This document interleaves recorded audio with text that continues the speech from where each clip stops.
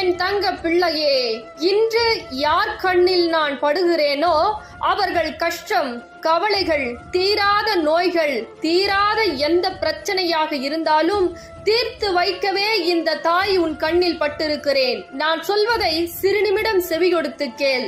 பல மனிதர்களால் துரோகம், ஏமாற்றம், கஷ்டம், கண்ணீர், மனவேதனை, துரோகம் என பல விஷயத்தை நீ அனுபவித்து விட்டாய். உன்னுடைய நல்ல மனதை அவர்கள் பயன்படுத்தி புண்படுத்தி விட்டார்கள். பல துரோகத்தை சந்தித்து பல வேடத்தை அவர்கள் உன் வாழ்க்கையில் ஆக்கிவிட்டார்கள். ஆனால் என் தங்க பிள்ளையே, நீ தைரியமாக இரு.